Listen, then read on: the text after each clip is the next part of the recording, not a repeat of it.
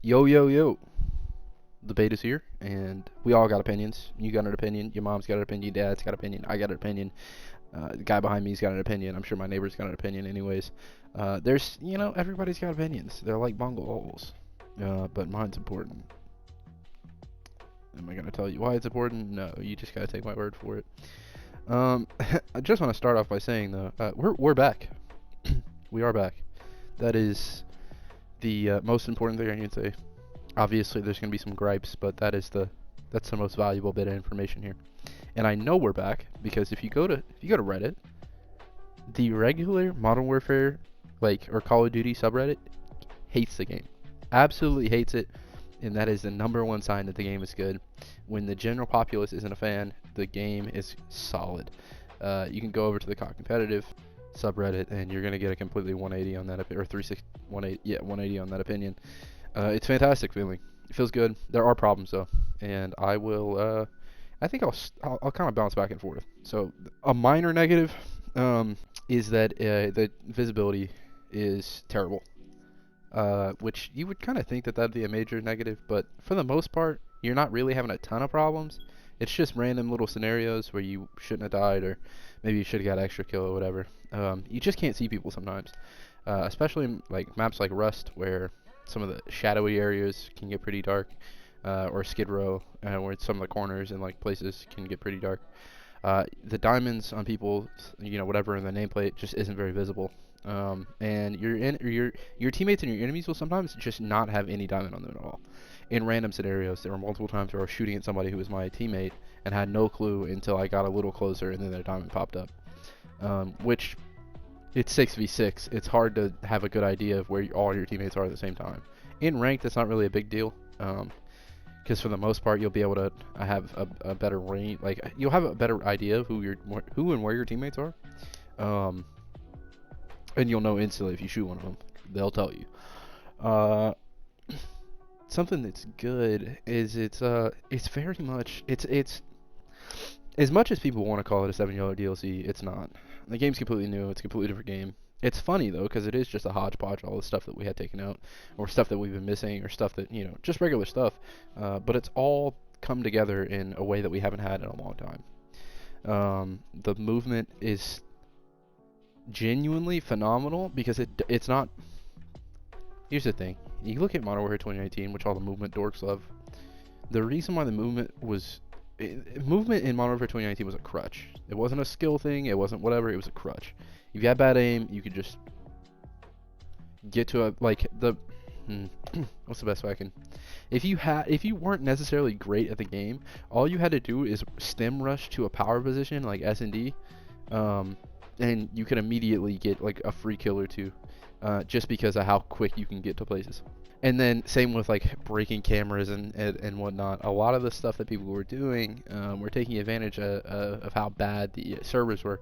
So a lot of times you were killing people who had no chance at even seeing you. The actual slide cancel mechanic was a glitch. It wasn't supposed to be able to. Like, it didn't exist. It wasn't something that was designed for the game, and it resetting tac sprint also was broken. So you get to this game, and they implemented it on purpose. So it's a mechanic instead of it being a glitch or something you weren't supposed to do. You go back to Cold War, you're hitting a bunch of buttons to slide cancel. You go back to Modern Warfare 2019, you're hitting a couple buttons to slide cancel. Or you're doing something in particular to be able to cancel your slide. Like Cold War, it was like ADS while you hit these buttons and whatever. Now it's literally just sliding and then hitting your stand-up button. You don't gotta do anything special. You don't do anything crazy. You just slide and whatever. You're not double tapping slide. You're not double tapping anything. You're just sliding, standing up, and you can kind of control when you're gonna stand up. You can do a faster slide cancel. You can do a longer slide cancel, or you can slide all the way through, and the slide is fast enough to where it feels like you're not just sliding into danger. But the game doesn't feel like a $70 DLC. It feels like a brand new game. It feels like you mushed Vanguard in with MW3 in the best way possible.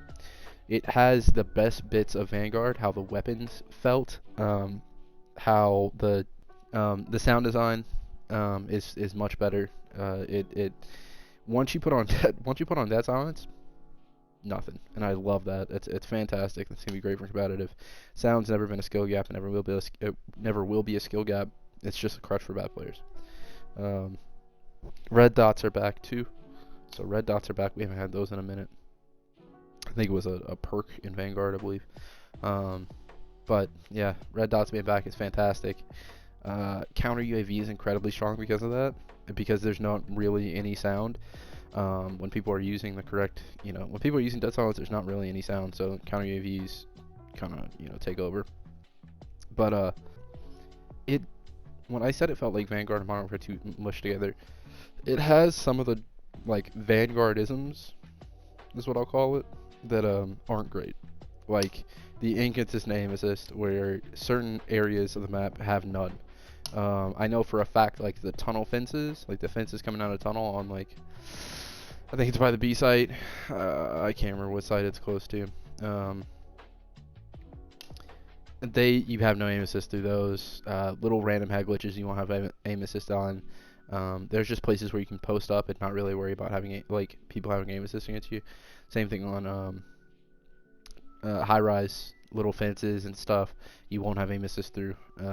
If there's really anything kind of blocking that path, and I say it's a Vanguardism because while we have had inconsistency sometimes, in Vanguard there were genuine dead spots on the map, and you can point them out. On like Gav, for example, shooting through the hole, through the tank hole on the ship, you had no aim assist. The fence is on the right corner of the map, or the left corner, depending on, obviously. The right corner, if you're facing next to the building on the right side of the map. There we go. The fence there had no aim assist through that as well. There were some on Tuscan too. I can't recall exactly where, but there were just places where aim assist didn't work. And I don't know if that's like the game. I don't know if they're implementing fences and stuff as like objects, like walls, like, but you can shoot. I don't know. I don't know what it is. I don't know what it is. But yeah, that's irritating. Um, the spawns. The spawns are terrible. The spawns are probably the worst I've ever played. Modern Warfare 2 had really bad spawns, and still do have really bad spawns, but these unfortunately are even worse. I don't know how that actually happens too. I'm glad there's no like squad spawns, but the spawn system is genuinely horrendous. It's the worst. I can't even.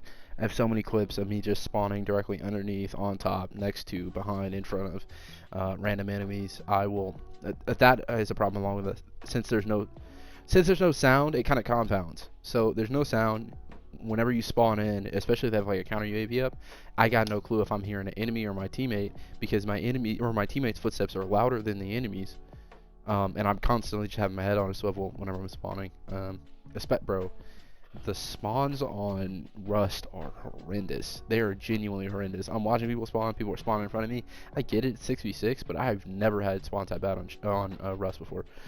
Especially if somebody gets on top. If there's like 3 people on top of the map and they can shoot, you're fucked. Like, you're just not getting out. What else is pretty rough?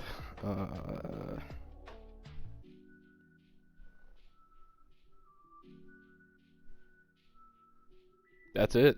That's all I can think of. I don't like the attachment system still. I don't like the fact that you have to use other guns to like level up. Like, no, I don't like the fact that you have to use other guns to unlock attachments that are somewhat necessary for the gun that you want to use.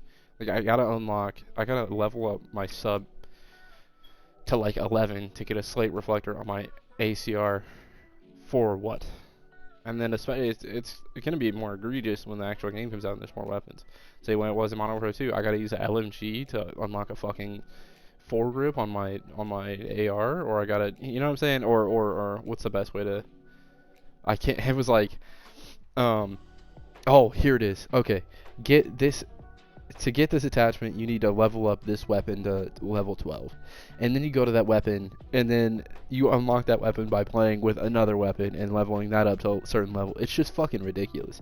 I get it, you want people playing with other weapons and not staying onto the meta, but it's such a temporary fix, because the moment people are done, they're never touching those guns again. It's, whatever. It's irritating, to say the least, but that's really just something I've grown to live with. Outside of that, everything else seems fantastic. I'm not lagging as much. The optimization's not great, but I'm not getting nearly as much packet burst as I was. The connection, just map voting back. There's just so many pros. There's so many good things, and people are so upset. They're like, oh well, these are all stuff that we're just taking out and putting back in, and you're praising it. Yes, because if we don't praise them, they're never going to give us this stuff. Obviously, we love it. We're going to give them good feedback when they're giving us good stuff. It's not like our standards have been reduced. They just haven't, like, they need feedback. And if they're not getting feedback, then we're never going to get the shit that we want. If people weren't complaining about Modern Warfare 2, this game would not feel the way it does. Sledgehammer listens. Out of everybody, they seem to listen. But that's pretty much all I got, honestly. Info on something exciting soon. You know what I'm talking about if you've been reading my comments. Peace. One thing I completely forgot to mention was how bad skill-based matchmaking is. It is horrendous this year, and it's not like I want to play people who are just worse than me. You can obviously just like reverse boost and just play terrible players. Like, that's not a problem. I mean, it is a problem. That's not good. Like, I don't want to do that, but I would prefer that my teammates match the skill level of the enemy team.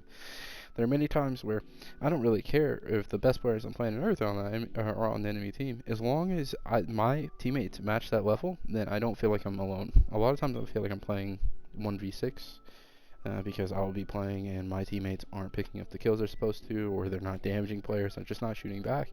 So I feel like the entire team is just full health whenever I run into them, or if I'm fighting two people at once, I don't have help on that second person, or somebody's gonna miss a kill and I gotta pick up on that. It's just irritating. Like, it's bad this year. It kicked in relatively quickly too. Almost every one of my games past the first like 2 have been like that. And I understand that, like, I know statistically I'm a really good player. So I understand they don't want me to just play against bad players, and I don't want to play against bad players. But you're putting bad players on my team because you want to inflate their win-loss, or you want to, inflate the win-loss of some of the players on the other enemy team. It's irritating. It's irritating, and I'm not a fan. I would assume most people want it removed outside of some of the really, really, really bad players, which I understand, but there should be some other system for that. Maybe make it a level thing where if you're under a certain threshold, maybe even really like your first prestige like area, those players just kind of play with each other and whatnot, and if you're, you know what I'm saying, like, your improvement is going to be based on you at that point. The problem for me is, back in the day, I never met anybody IRL that was bad at COD. And that's a good thing, because the average skill per player just seemed higher. The reason being is you either quit playing Call of Duty if you were bad, or you continued playing and got better. In which most people who are going to spend $60 on a game, especially back then, or now $70, they're not going to just throw the game away because they're bad at it. They want to improve, they want to do whatever. But now I ran into a lot of people IRL who think they're good at COD, and then I come play with them and they're genuinely horrible, but their stats are great because they're just constantly getting fed other bad players. They're just playing a completely different game than somebody who's skilled, and that's not the way it should be, in my opinion. I think that you're playing a competitive game, even if you're not in a competitive mode, you're playing a competitive game where you're playing other players. I think that there should be challenge involved, but I don't think that challenge should be artificial. I think you should just be running into whoever you run into, and if you get better, you get better. If you don't, you don't. That's just my opinion on it. Genuinely, it just, whatever. But it's never going to get removed, and we're going to have to wait for ranked to have a system that actually matches player skills properly. But, that's all I got. Peace.